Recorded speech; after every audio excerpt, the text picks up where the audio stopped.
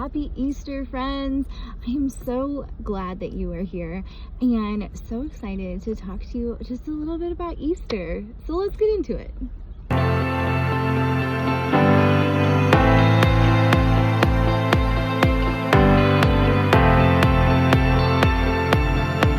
Hey friends, happy Easter. So exciting. I think Easter is probably one of my favorite holidays, probably second to Christmas. I think Christmas is probably most definitely my favorite holiday. But I love Easter and everything that Easter represents and stands for. So I am just so excited to be here with you guys today, and I hope that you're having an amazing day so far. I would love to know, do you have any Easter traditions, things that, every Easter, like I remember this, I remember doing lots of Easter egg hunts, especially at church and in our community. I feel like that was always super fun.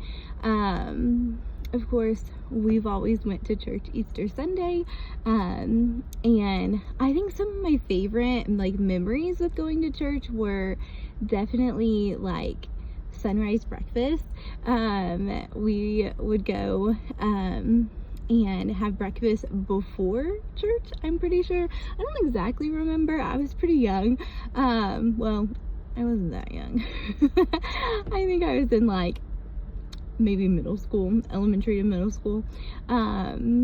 But we would go and have breakfast either before or after the service. I don't exactly remember, but it was a whole lot of fun to just be together with our church family and enjoy a meal. I always enjoy church meals because you just get to cultivate those friendships and relationships over a meal, and what could be better than just getting to know somebody over a good meal. So, and I love breakfast food. So anytime we get to eat breakfast, that's always great. I'm definitely a morning person. I am not really a night owl. I'm definitely more of a morning person. So getting up and getting going and just being together for breakfast Easter morning is always, that's a great memory that I have too. And then of course going and enjoying a beautiful sermon about Easter and what all Easter represents, and the holiness of that. If you're new here, if you're new to Jesus, let me just share a little bit about Easter and what it represents. So Jesus died on the cross to save me from my sins, to save you from your sins. When he took up that cross, he did it with your name in mind, with my name in mind, and died so that we could live an eternal life with God in heaven. And that is just something that's so powerful and beautiful. And I'm just so grateful. I didn't deserve it. There's nothing that we could ever do to deserve that. But it was so selfless. And I can't imagine living a life knowing what the outcome would be and still going through that suffering. You guys, he was beaten and battered, and he was they stuck a crown of thorns on his head, and there was just so much pain, and he was being mocked and ridiculed and mind you, it was by mostly people that he knew, he trusted. Ultimately he knew the outcome, but it was by people that were supposed to know him and who he was, and they betrayed him. But ultimately, that all was exactly how it was supposed to be, how God laid it out, so that we could be saved from sin and from a life of eternal death in hell, a terrible death, separated from God, And it's so beautiful and powerful and amazing that Jesus did that for us. He did that with me in mind. He did that with you in mind. And that was, how many thousands of years ago, but he still knew you in that moment. He still had you on his mind in that moment. And